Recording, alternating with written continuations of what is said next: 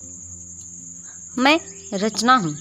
अभी अभी शादी के बाद मैं और मेरे पति सूरज एक बड़े शहर में आ गए हैं। हम 2 ही लोग हैं। एक बड़ा फ्लैट है। मेरे पति की अच्छी जॉब है। मैं कभी कभी यह सोचती हूँ कि मुझे बहुत अच्छा पति मिला है। शहर में आए अभी अभी हमें कुछ ही दिन हुए हैं, तभी मेरे पति एक 18 साल की लड़की को एक दिन घर ले आए। कहा कि गरीब है, इसे काम की ज़रूरत है। मैंने कहा, ऐसा क्या काम है? हम दोनों के बीच मैं अकेली कर सकती हूँ। लेकिन उन्होंने बोला, यह यहीं रहेगी और कुछ काम करेंगी। मैंने बोला, ठीक है। किसी अजनबी जवान लड़की को इस तरह अपने घर में रखना मुझे कुछ समझ नहीं आया, वो भी तब जब मैं मना कर रही हूँ।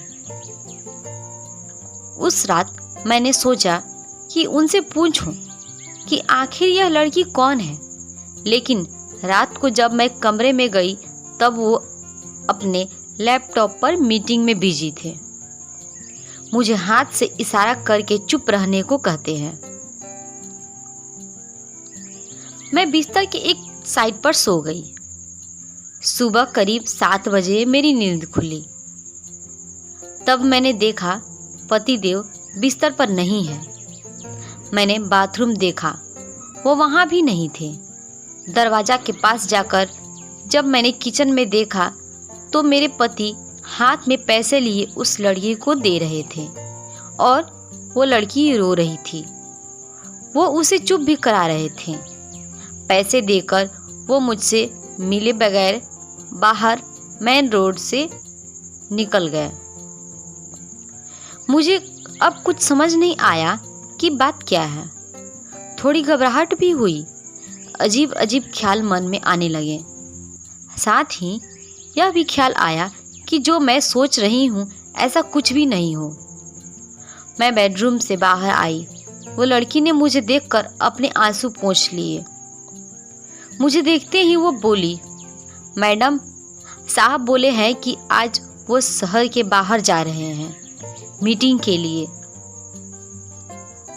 कल शाम तक आएंगे।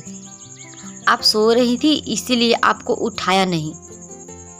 मुझे कहा कि आपको बता दूं। मुझे उससे बात करने का बिल्कुल भी मन नहीं था, इसीलिए मैंने उसकी तरफ देखा भी नहीं। बस अब मैं अपने बेडरूम में बैठी कुछ कुछ सोचने लगी। शादी को अभी 1 महीना ही हुआ है और मैं उनके बारे में न जाने क्या क्या सोचने लगी। लेकिन उन्होंने मुझे सोचने का कारण भी दिया है। एक तो यह लड़की वो अचानक ले आए मेरे मना करने के बाद भी। उन्होंने इसे यहाँ काम पर रखा और आज वो उसे रुपए भी दे रहे थे। मैंने सोचा कि एक बार फोन पर उनसे बात करके देखती हूँ।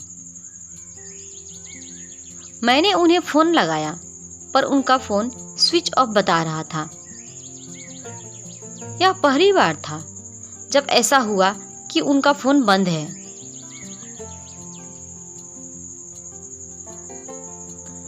अब मेरा सर और भी चकरा गया। इतने में वो लड़की रूम में चाय लेकर आती है। बोली, मैडम चाय। मैंने भी उसको पूछा, तुम्हारा नाम क्या है? बोली, राखी। उसके पास फोन भी था और अब वो वाइब्रेट हो रहा था। फोन को रिसीव करने वो दौड़कर मेरे बेडरूम से बाहर गई। मुझे दूर से अब यही सुनाई दे रहा था कि उसने कहा कि मैं आती हूँ। फिर बात करके वो फिर मेरे बेडरूम में आकर कहती है, मैडम मैं 2 घंटे में आती हूँ। मुझे कुछ काम आ गया है, इतना बोलकर वो मेरी हाथ सुने बगैर ही चली गई। मैं कुछ बोल ही नहीं पाई, लेकिन फिर 2 मिनट मेरे मन में आया कि क्यों ना उसका पीछा करूं, और मैंने 1 सेकंड में कपड़े चेंज किए और उसके पीछे हो गई। वो मुझे मेरी बिल्डिंग के नीचे दिखाई दी। उसके बाद उसने एक रिक्शा लिया। मैंने भी रिक्शा लेकर उसका पीछा किया। रिक्शा एक पतली सी गली में रुका। वो वहां से उतरकर पैदल चलने लगी। बहुत सारे छोटे छोटे घर से होते हुए वो एक घर के आगे पहुंची। मैं लगातार उसका पीछा कर रही थी। क्यों कर रही थी, क्या जानना चाहती थी, इसका मुझे भी कुछ पता नहीं था। बस मैं उसके पीछे थी।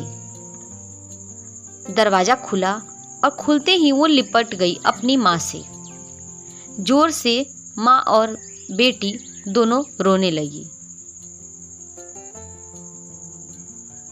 दरवाजा बंद करना भी भूल गए। मुझे लगा कि अब मुझे सामने जाकर बात करनी होगी कि परेशानी क्या है। मैं उसके सामने गई। मुझे देखकर लड़की बोली, मैडम आप यहाँ पर? मैंने कहा, तुम्हारे साहब बोल गए थे कि तुम्हारा ध्यान रखना। उसकी रोती हुई माँ बोली कि ऐसा इंसान बहुत कम मिलते हैं। मैंने पूछा, क्या परेशानी है, आप मुझे बताएं। माँ बोली कि इसके पिता साहब के ऑफिस में सिक्योरिटी में नौकरी करते थे। अचानक हार्ट अटैक से उनका देहांत हो गया। इसका एक भाई है, लेकिन उसे पीने और जुए की लत है। वो मेरे पास एक पैसा नहीं टिकने देता था। मैं अपनी परेशानी लेकर साहब के पास गई और उन्होंने पैसों से हमारी मदद की। साथ ही उन्हें जब मैंने बताया कि इसका भाई ऐसा है, तो उन्होंने कहा कि इसका यहाँ रहना सही नहीं है, इसीलिए वो इसे अपने घर को ले गए। मैं इनकी बातें सुन ही रही थी कि उनका फोन आया। मैंने फोन रिसीव किया। सूरज बोले कि उनका फोन रात में मीटिंग की वजह से चार्ज नहीं था, इस कारण बंद हो गया था। मुझसे पूछा कि कहाँ हो, तो मैंने बोला